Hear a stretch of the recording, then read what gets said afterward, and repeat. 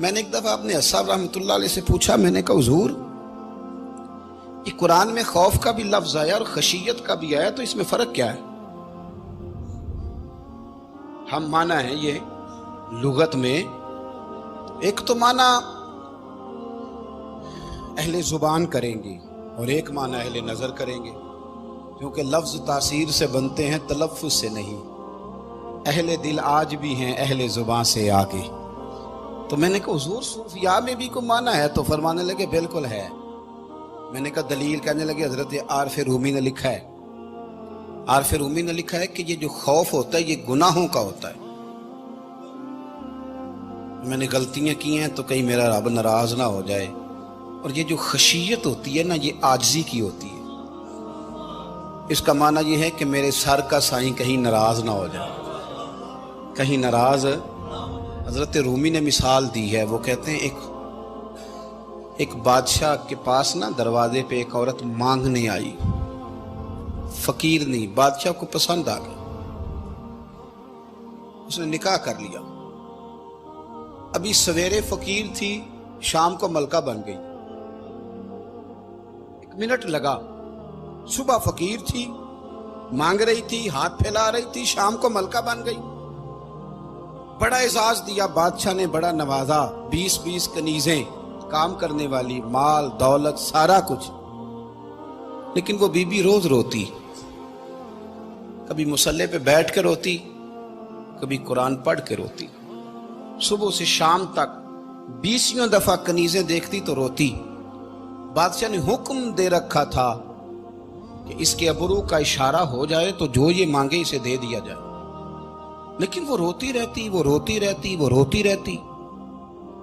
ایک دن جو کنیزوں میں سے ذرا سیانی تھی وہ آ گئی، کہنے لگی بی بی بات سن، ہمیں نہیں سمجھ آتی کہ ہم غریب لوگ ہیں، مجبور ہیں، تنگ دست ہیں، بے اختیار ہیں، تو مالدار بھی ہے اور با اختیار بھی ہے اور موج میں ہے، تو روتی کیوں ہے؟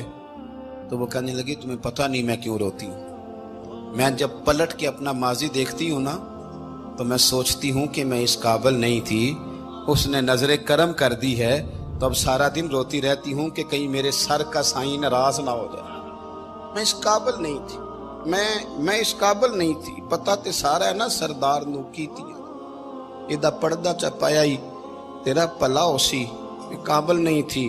اور پھر ان کنیزوں کو کہنے لگی سنگ سہیلیو آؤ بیٹھو، میرے لیے دعا کرو کہ وہ جو میرے پر شفقت کرتا ہے وہ ہمیشہ مجھ سے راضی رہے، وہ کہیں ناراض نہ ہو جائے، وہ کہیں کسی جگہ پریشان نہ، کہیں کوئی ایسا معاملہ نہ بن جائے۔ اس یارو وہ جو ظرف والے لوگ تھے ان کا تو یہ سٹیٹس تھا کہ وہ روتے تھے، اور یہاں 2 نیکیاں کر کے زمانے کو بتانا، 2 خدمتیں کر کے تعریف مانگنا، اجر کا سوال کرنا۔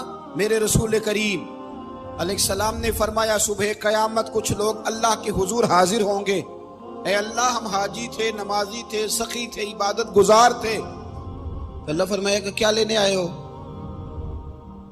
کہ اللہ وہ مسجد بنائی، مدرسے میں تعاون کیا، فلاں شیخ کی نوکری کی، فلاں جگہ گئے، جلسہ کرایا، محفل کرائی، سرائے بنایا اور صاف پانی کا کنواں لگوایا، اور جناب ہم نے وہ فلانے کی۔ تو اللہ فرمائے گا میرے لیے تھوڑی کی تھی، جاؤ جن کو دکھانے کے لیے کی تھی ان سے جا کے اجر مانگو۔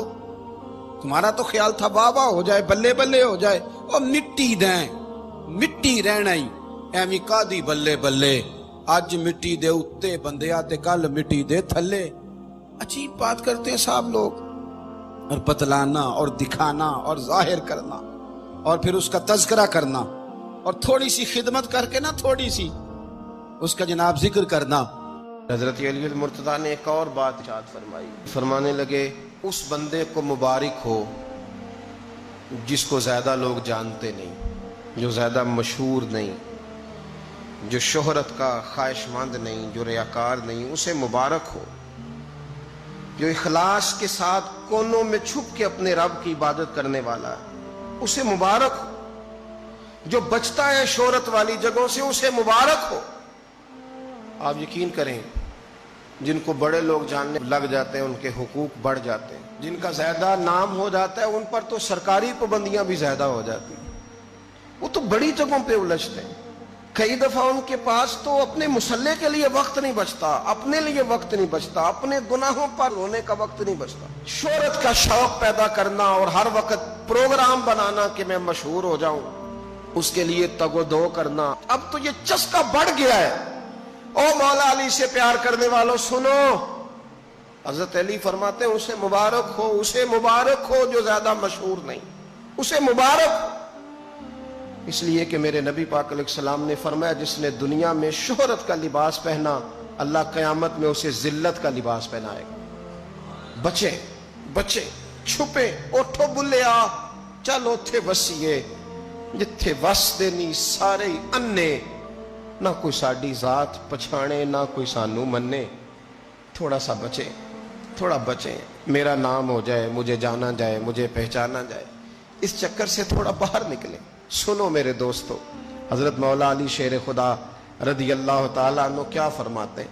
حضرت مولا علی شیر خدا کرم اللہ تعالیٰ وجہ الکریم نے چند نصیحتیں اور فرمائی، مصنف ابن ابی شیبہ میں موجود ہیں، کبھی آپ توجہ کریں تو۔ ایک شخص نے حضرت علی سے کچھ نصیحتوں کا مطالبہ کیا تو آپ نے نصیحتیں فرمائیں۔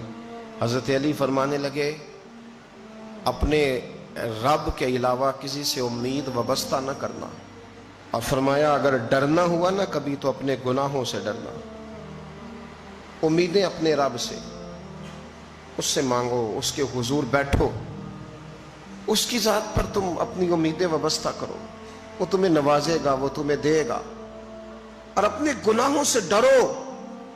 آج لوگ کس بات سے ڈر رہے ہیں؟ آج خوف کس بات کا؟ موت کا؟ کس بات کا خوف ہے آج؟ یہ سارا کچھ جو بتایا جا رہا ہے، کرایا جا رہا ہے، تو خوف کس بات کا ہے؟ اللہ کا؟ گناہوں کا؟ موت کا؟ صرف موت کا؟ اس بات سے بھاگ رہے ہو جس سے بچ ہی نہیں سکتے، اس سے۔ کاش جس دھڑلے سے لوگ موت سے ڈرتے ہیں اتنا اپنے گناہوں سے بھی ڈرتے۔ حضرت علی فرمایا کرتے تھے تجھے جو چیز تباہ کرے گی وہ تیرے گناہ ہیں، ڈر اپنے گناہوں سے، ڈر اپنی غلطیوں سے۔ اور انسان کا گناہ اسے کمزور کرتا ہے، اس کی نیکی اسے طاقتور کرتی۔ مولا کائنات نے ہمیں درس دیا پیار کرنے والوں کو کہ اپنے گناہوں پر غور کر کے ان سے ڈرو۔ اپنی زندگی پیچھے پلٹ کے دیکھو نا، کتنی شامیں گناہوں میں گزری اور کتنے دن دھوکے میں گزرے، کتنے اندھیرے تھے جن میں جرم ہو گئے، اور کتنے اجالے تھے جن میں فراڈ کر دیے گئے۔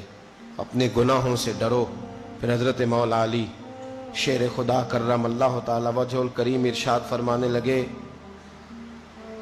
جو کسی کے بارے میں تم جانتے نہیں نا وہ تلاش کرنے سے حیا کرنا، کسی کے عیبوں کو ٹٹولنے سے ذرا شرم کرنا۔ لفظ دیکھنا کیا معنی ہے؟ فرمایا تیرے اپنے اندر اتنے پاپ ہیں، حیا کر۔ برے بندے نو میں لبن ٹریا جگ تے ملیا نہ کوئی، اپنے اندر چاتی پائی تے میں تھو برا نہ کوئی۔ اور پھر حضرت علی فرمانے لگے جس بات کا تجھے پتہ نہ ہو، اگر تو بڑا عالم ہے تو پھر کہہ دے واللہ عالم، اللہ ہی بہتر جانتا ہے۔ جس کا پتہ نہ ہو وہ بات کبھی بیان نہ کر، غلطی میں نہ الجھنا۔ ایک ہوتا ہے گفتگو کا اثر، وہ بھی بڑا ہوتا ہے، اور ایک ہوتا ہے لہجے کا اثر۔ لہجے کا اثر بھی اپنی ایک خاص کیفیت رکھتا ہے۔ اسلام ہمیں یہ سبق دیتا ہے کہ تمہارا کلام بھی ٹھیک ہونا چاہیے اور تمہارا لہجہ بھی ٹھیک ہونا چاہیے۔ کچھ لوگ گفتگو اس طرح کرتے ہیں کہ اگر ان کے جملوں کے معنی تلاش کیے جائیں تو وہ معنی ٹھیک ہوتے ہیں، انہوں نے جو جملہ بولا ہے وہ جملہ درست ہے، پر جو ان کا لہجہ تھا نا وہ لہجہ ٹھیک نہیں تھا۔ دوسرا معنی یہ ہے کہ تیری بات ٹھیک ہے پر تیرا انداز ٹھیک نہیں ہے۔ اور یہ جو لہجہ ہوتا ہے نا یہ اپنا اثر رکھتا ہے۔ میرے لہجے میں غرور آیا تھا، تیرا حق تھا تو شکایت کرتا۔ لہجہ جو ہوتا ہے نا یہ بہرحال اپنا اثر رکھتا ہے، اس کی تاثیر ہوتی ہے، اس کا اثر ہوتا ہے۔ اور یہ چھوٹا بچہ جو 8 مہینے سال کا بچہ نا، چھوٹا، اس کے ساتھ اگر آپ گفتگو کر رہے ہیں، اس کے ساتھ آپ پیار کر رہے ہیں، چھوٹے بچے کی بات کر رہا ہوں، چھوٹا بچہ ہے، سال یا سال بھر سے کم عمر ہے، آپ نے اس کے رخسار پہ ہلکا سا مارا ہے، ہلکا سا، لیکن جب مارا ہے تو ہنستے ہوئے مارا ہے. آپ ہنس رہے تھے جب آپ نے مارا، تو بچہ بھی ہنس پڑتا ہے. لیکن آپ نے اس کے چہرے پہ مارا ہے، مارا اتنی زور سے ہی ہے، پر مارا غصے کے ساتھ، وہ رو پڑتا ہے. وہ بھائی تھوڑی دیر پہلے تجھے مارا تھا ہنس کے، تو ہنس پڑا تھا. تیری عمر تو ہے سال، اور سال سے کم، سال سے زیادہ ابھی تو چل نہیں پا رہا. تو وہ چھوٹا بچہ بھی ہمیں بتاتا ہے کہ تیری مار کا اثر نہیں ہوا میرے والد، میرے بھائی، میری اماں، تیری مار کا اثر نہیں، تیرے لہجے کا اثر ہے. تیرا جو لہجہ تھا نا وہ اثر کر گیا ہے، تیرا لہجہ جو تھا نا وہ دل میں اتر گیا ہے. تیری جو بات ہے نا، کک سواد نہیں مشری اندر، اساں کھنڈا میں چک ڈٹھیاں، انہاں ساریاں شیواں نالوں گلاں سجن دیاں مٹھیاں. کچھ باتوں میں تاثیر ہوتی ہے، کچھ لوگوں کا لب و لہجہ حسین ہوتا ہے. کچھ لوگ ایسے ہوتے ہیں کہ وہ نا مطلب لمبے چوڑے جملے نہیں کہتے، لیکن ملتے اتنے پیار سے ہیں کہ یوں لگتا ہے کہ وہ ہمارے سینے سے لگے تھے تو دکھ سارے کھینچ لیے انہوں نے ہر چیز ہمارے اندر سے نکال دی، پریشانی والی راضی کر دیا. انہوں نے روٹی اتنی شاندار نہیں کھلائی، لیکن ملے اتنے پیار سے، گفتگو اتنی سونی کی، لب و لہجہ اتنا حسین تھا کہ تیریاں ویکھ کے ادامت میں مرید ہی ہو گئی. ان کا انداز اتنا خوبصورت تھا. ہمارا نا لہجہ آہستہ آہستہ، مثلا بعض لوگ بات کرتے ہیں تو لفظوں میں تلخی ہوتی ہے، ترشروئی ہوتی ہے. اچھا وہ کہتے ہیں میں نے کہا کیا ہے، یہ بڑا خوبصورت ایک انداز ہے. بہو کئی دفعہ اس طرح کرتی ہے کہ ساس کو جب روٹی دیتی ہے تو لہجہ بڑا سخت ہوتا ہے، لے آئی ہے کھانا پکا کے، پر جس طرح وہ لائی ہے، جس طرح اس نے رکھا ہے، جو اس کا انداز تھا، جو پھر پانی لانے کا انداز تھا، جو پھر دوائی دینے کا انداز تھا، تو شام کو بیٹا گھر آیا تو ماں رو پڑی ہے، بیمار ماں. اس نے کہا بیٹے تیری بیوی بڑا تنگ کرتی ہے. تو بیوی کیا کہتی ہے؟ کہتی ہے پوچھو میں آکھیا کی ہے، کچھ بھی نہیں سو آکھیا، گل تے کی تھی کوئی نہیں، بالکل ٹھیک کہہ رہی ہے. وہ کہتی ہے کہ اماں سے پوچھے میں نے کہا کیا ہے، تو بالکل اس نے کچھ بھی نہیں کہا، یہ تو بالکل بات ٹھیک ہے. اس نے ایک جملہ بھی سخت معاذ اللہ اس نے کوئی برا بھلا نہیں کہا، کوئی گالی نہیں دی، لیکن تیری روٹی لانے کا انداز اتنا تلخ تھا کہ اس بوڑھی اور بیمار ماں کے آنسو نکل گئے. مانا کیا ہوا کہ ہو سکتا ہے تو تلخ بات کرتی تو وہ معاملہ کسی حد تک قابل قبول ہوتا، پر وہ جو تیرے لہجے نے یوں اس طرح کیا نا جس طرح کو بھکاری کو دے رہا ہو، وہ میرے بھائی تیرا انداز تو ٹھیک ہو، تیری گفتگو کا طریقہ تو ٹھیک ہو.